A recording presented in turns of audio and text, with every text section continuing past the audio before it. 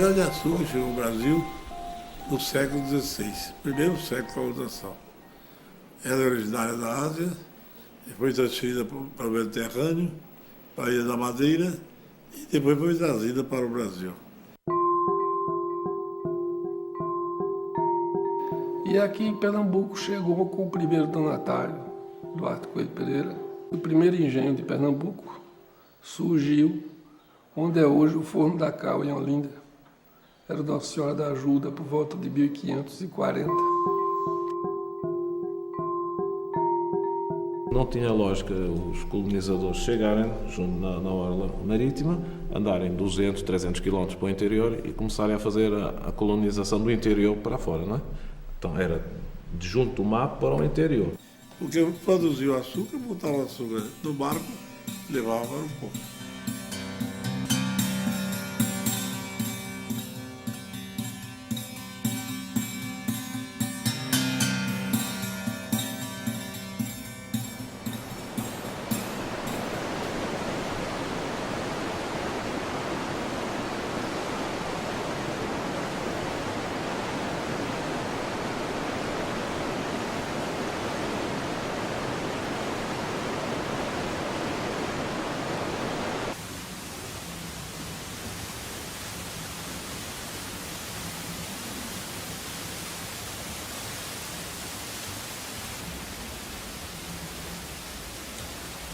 Todos os engenhos de Pernambuco, quer os engenhos reais, que eram aqueles movidos a água, quer os engenhos trapis, que eram movidos a tração animal, ou os engenhos depois a vapor, todos eles eram chamados de engenho Banguê.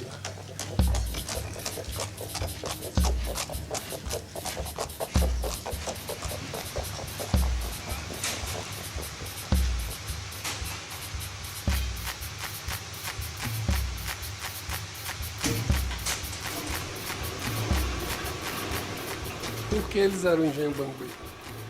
Porque era no Banguê que se carregava o bagaço dele, levava-se para a bagaceira, onde ele era seco, e depois o bagaço seco era conduzido até a fornalha do engenho, onde ele servia de combustível para acionar a caldeira e cozinhar o mel.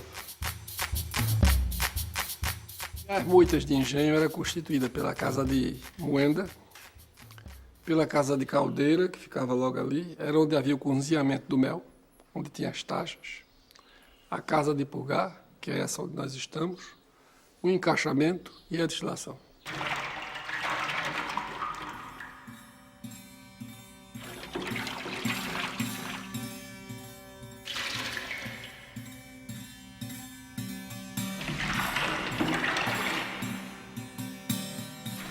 Aqui é onde era transformado o mel cozido que vinha da moita do engenho em açúcar mascavo. Então o processo consistia no seguinte: você na moita, você moía, extraía o caldo, ia para as taxas de cozimento e quando estava em ponto de virar açúcar, era transferido em balde manualmente para essas formas. Aqui ele levava 5, 8 dias em média, conforme a qualidade da cana, para cristalizar. Quando ele cristalizava, ele tem uma rolha de madeira embaixo, tirava-se aquela rolha e o mel corria, que não cristalizou, ficava só o pão de açúcar. E o açúcar que ficava aqui dentro, você deitava no banguê, levava para o seca, aqui ao lado, virava, ficava nesse formato aí.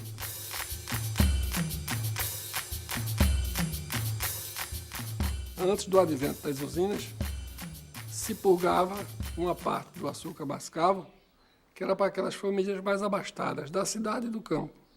Eles passavam a ter o açúcar branco. E o processo era através do maçapê, com a água que ia chupando as impurezas do açúcar mascavo.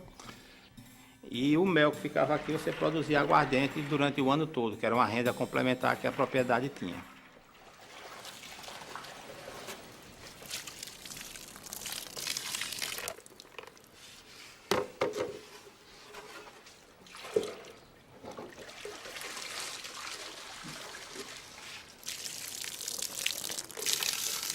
Há 50 anos atrás, aqui no município, a gente tinha 107 engenhos de rapadura.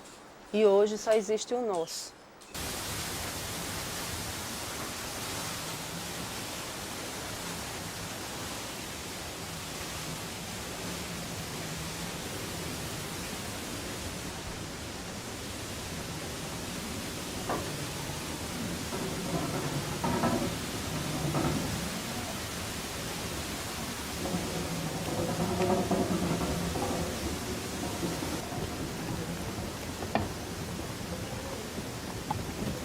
O caldo da cana, à medida que ele vai cozinhando, ele vai mudando de densidade, vai engrossando, vai mudando de tacho.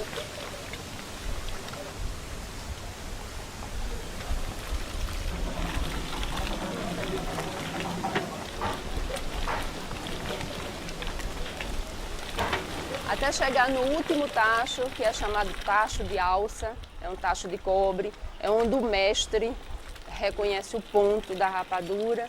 E aí esse caldo agora bem grosso, é uma verdadeira massa a 148 graus centígrados, ela é despejada na gamela.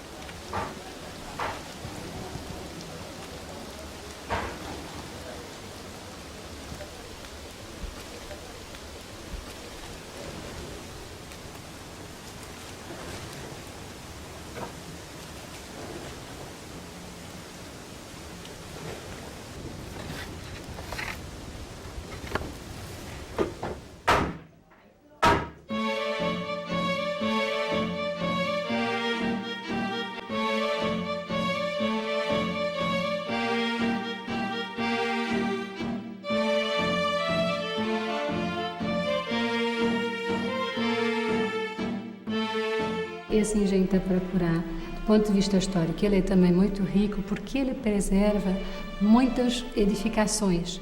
Então, é um engenho que tem casa grande, que tem igreja e que tem cemitério, que, como era de costume na época, era construído na parte geograficamente mais alta, e depois, ao longo da colina, iam tendo as outras casas. Tinha uma mercearia que a gente chamava de barracão, onde se vendiam os víveres, tem toda a moita.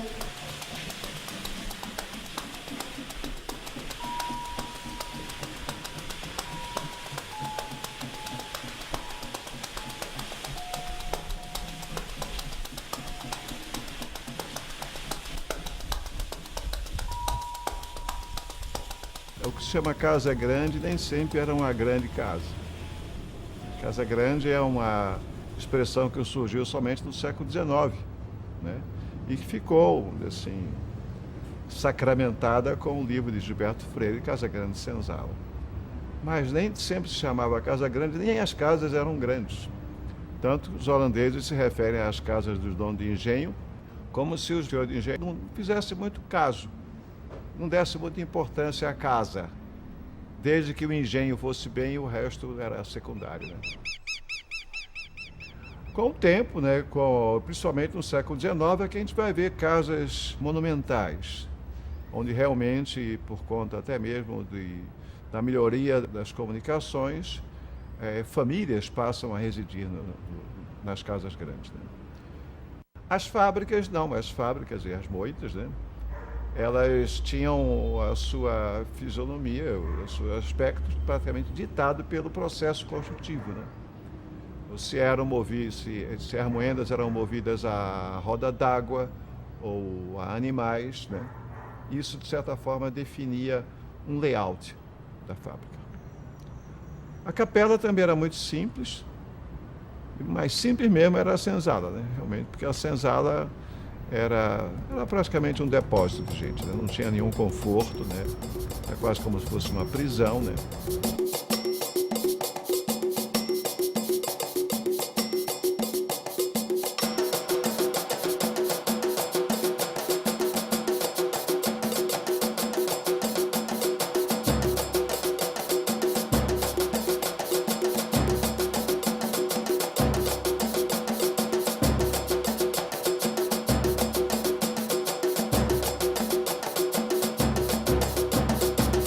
A casa grande, ela não era desse tamanho que a gente vê hoje, ela era uma casa bem menor, tanto que a casa ela é bem mais antiga do que a capela.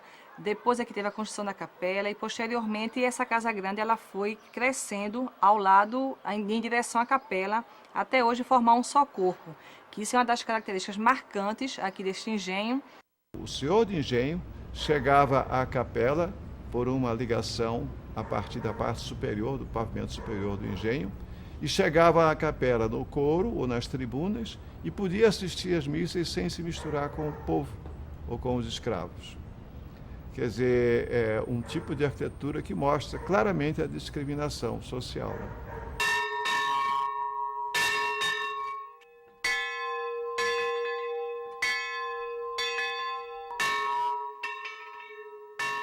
As capelas mudaram um pouco, né?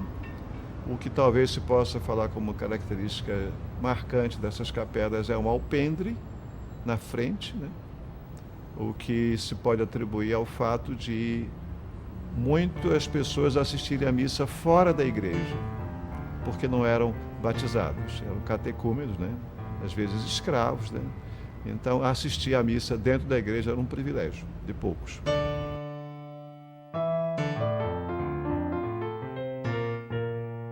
Antigamente o pai, né, era o dono, o senhor absoluto de todas as coisas. Era o Deus Todo-Poderoso. Ele ministrava seus bens, como também administrava os seus filhos, sua mulher, seus escravos. E eles tinham praticamente uma lei que era usada por todos eles, que tinha que os filhos que nascessem teriam que cumprir aquela lei. Então o primeiro filho ficava no engenho, onde ia trabalhar e dar continuidade ao trabalho do pai.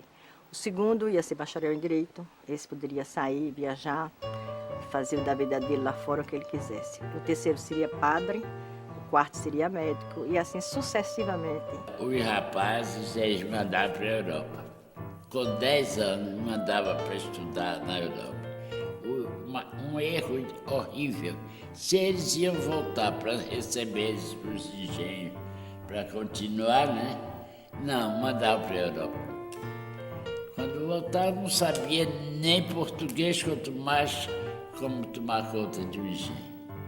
As mulheres não aprendiam a ler nem a escrever. Para não escrever para namorar. Não deixava. E casavam muito cedo. E viviam submissos aos maridos e aos filhos, né?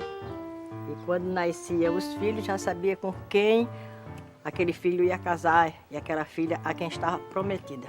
Geralmente os casamentos eram com os parentes, por causa da tal coisa, de ficarem com a terra, com os engenhos.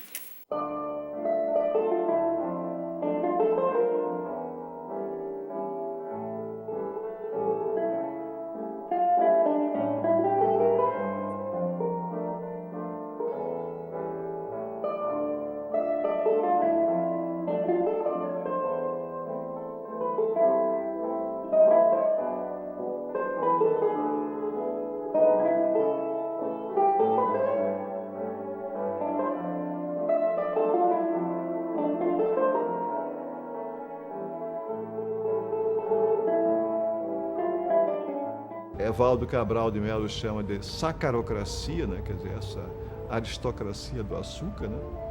Era realmente uma evidência muito grande, principalmente em Pernambuco, né? Em que havia o horror ao trabalho braçal da parte do senhor de engenho, evidentemente, e dos seus familiares, né? Porque tinha gente para fazer tudo, né?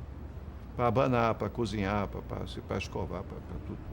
Uma das coisas que eu acho curiosas que ele tinha e que penso que era comum nesses engenhos eram essas cédulazinhas que o próprio senhor de engenho emitia e que tinham valores faciais variáveis. Esse aí é de 1000 reis e de 300 reis e que valiam como dinheiro. Eu acho que isto era um pouquinho como uma economia fechada, não é?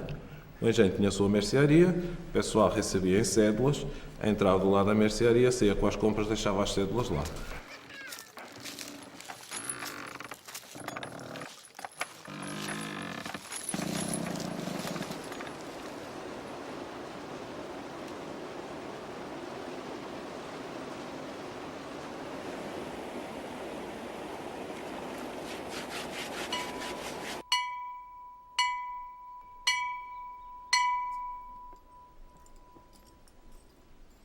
A mão de obra do engenho, basicamente, era o escravo.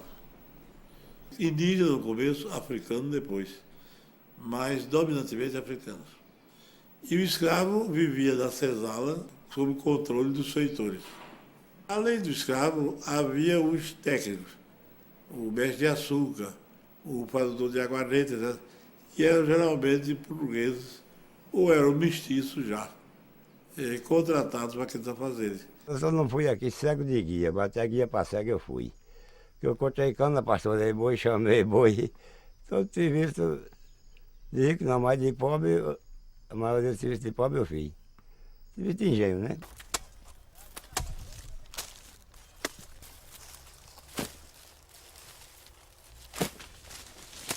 O trabalho nessa região, na verdade, ele tem uma herança muito perversa, que é a herança da escravidão.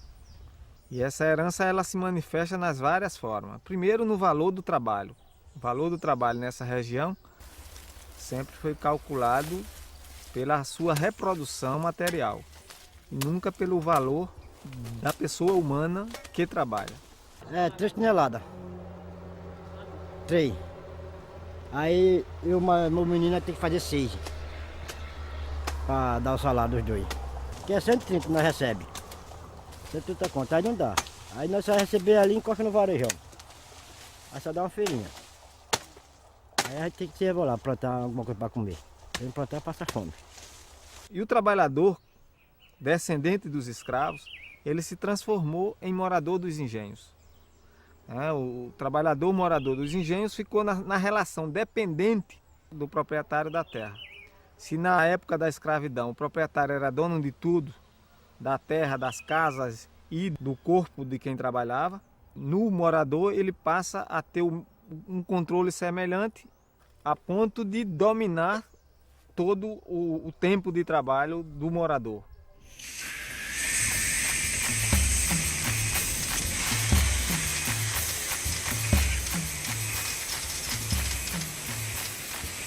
A partir do período republicano, alguns empréstimos são concedidos a um grupo, né, menor de senhores de engenho, muito restrito, e eles conseguem então estabelecer aqui o grande sonho deles, que era a mecanização da indústria agroaçucareira, e estabelecendo então as usinas.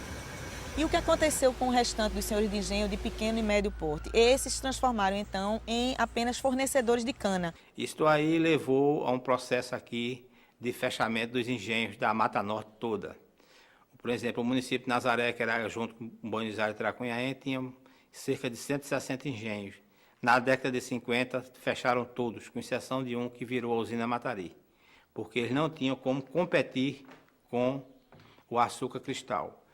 Por conta da própria complexidade da usina, ela criou um outro, vamos dizer assim, conjunto muito mais complexo de edifícios, muito mais complexo do que o conjunto do engenho. Algumas deram origem a cidades. Por exemplo, Barreiros e Catende são cidades que surgiram de usina. Cresceram tanto que a cidade depende de tal forma da usina que ela se confunde com a usina.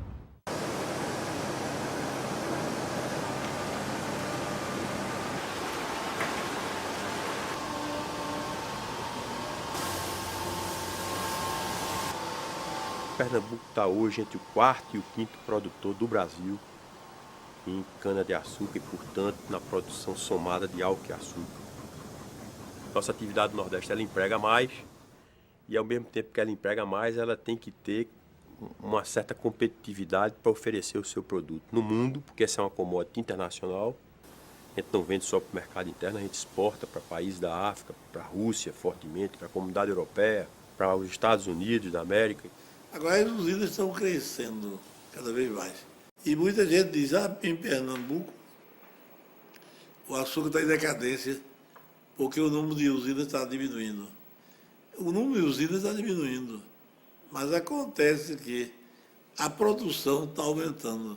A diminuição não é provocada pela decadência, é provocada pela concentração da terra e da produção.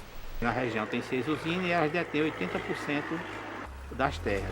Então, quando ela passa a ter terra, essas terras ela não tem interesse em ter morador, então todos os sítios são eliminados, as sedes são desmanchadas que só interessa a terra limpa para plantar cana.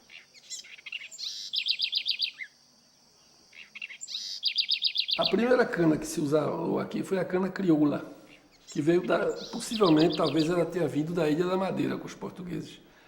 Não sei como ela resistiu tantos anos, ela foi cultivada durante 300 anos, a cana crioula. Depois da crioula veio a caiana. E hoje tem uma gama enorme de variedades de cana. Você, quando planta a cana, que corta ela, o tronco dela brota. Aquilo é a soca. Chama-se a primeira folha, soca de planta. Quando você corta de novo, ela brota novamente, já é a riçoca. A pessoa depois já passa a chamar 3 folhas, 4 folhas, aquela cana não vai render muito não, porque já são 5 folhas. Quando a gente quer cortar crua, eles tocam fogo. A gente não toca, mas eles tocam, porque facilita para ele.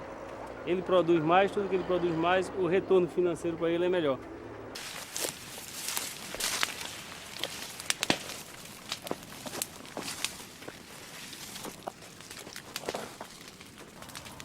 A gente corta queimada, porque se cortar crua, o trabalhador não faz a diária com ela crua. E livra de cobra, de caranguejeira, de tudo quanto é de... Lá vem o fogo, viu?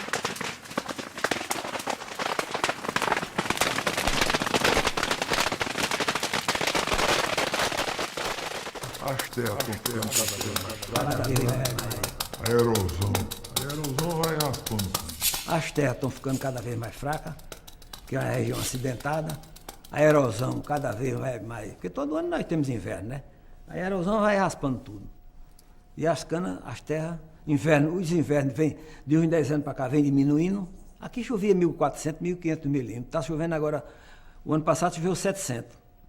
Esse ano vai quase 900.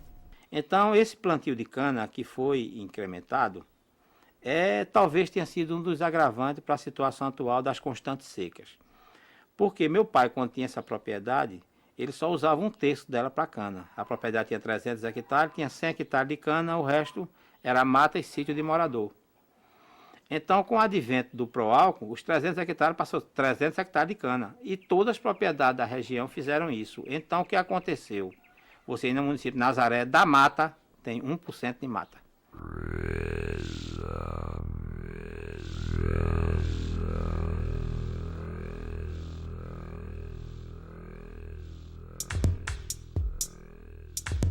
Você sabe, coisa velha, ela desaba a qualquer hora. Então, toda hora a gente tem uma coisa para fazer, um conserto aqui, um conserto ali, cai uma porta, cai. E assim é a vida que a gente leva aqui, é consertando, preservando para ver se essa estrutura não cai. Porque, como vocês viram, é uma estrutura completa, a moita do engenho é toda em pé. E a gente não queria só que isso passasse através dos nossos filhos, que são os próximos, né? E não desabasse, não caísse. O patrimônio histórico?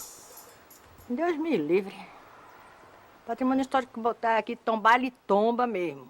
Tomba como tombou os outros, todinho que está tombado pelo patrimônio histórico. Que eles não dão um mínimo, nada. Eles querem dizer tombei e acabou. Os proprietários dos bens tombados, eles esperam do Estado que quando tem o tombamento, quando existe o tombamento, a figura do tombamento, tanto em nível estadual como em nível federal, se vê que os proprietários relaxam na conservação dos bens. E nesse caso, a lei é muito clara, a conservação e a recuperação dos bens é de responsabilidade do proprietário.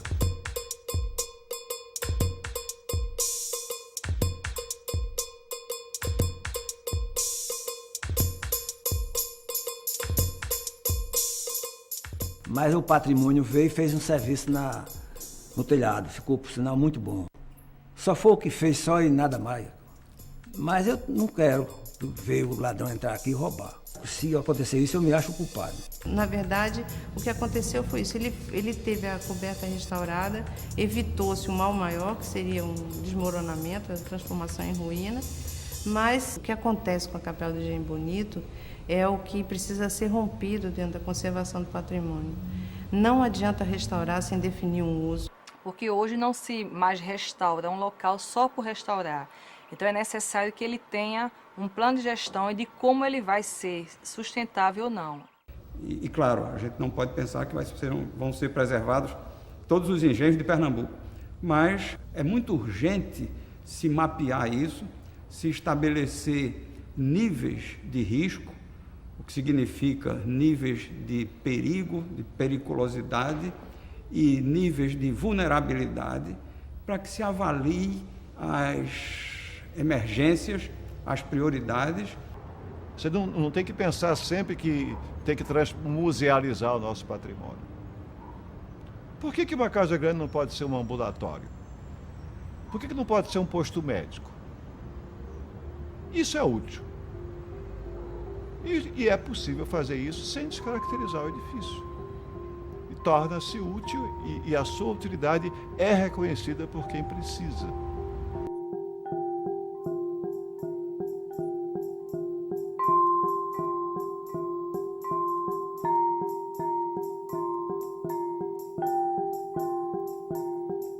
A partir de 1980, eu diria assim, a década de 80, a década de 90, houve realmente uma crise muito grande do setor canavieiro, certo?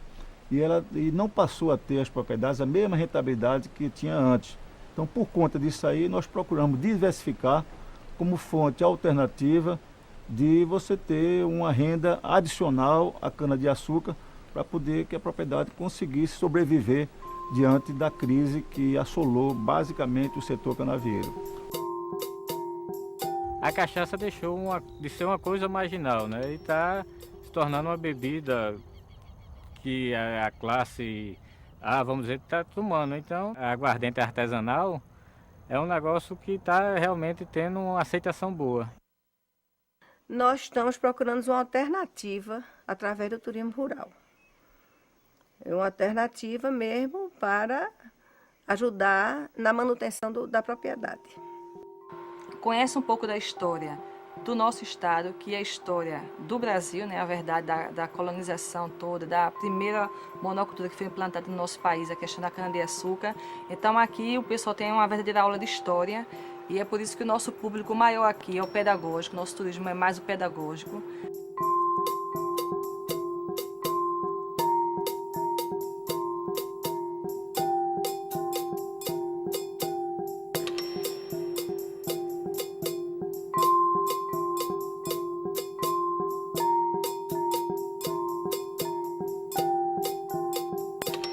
Como dizia o Dr. Zé Antônio Gonçalves de Mello, um historiador pernambucano, ele disse: a história de Pernambuco se confunde com a história do açúcar. Pernambuco é açúcar.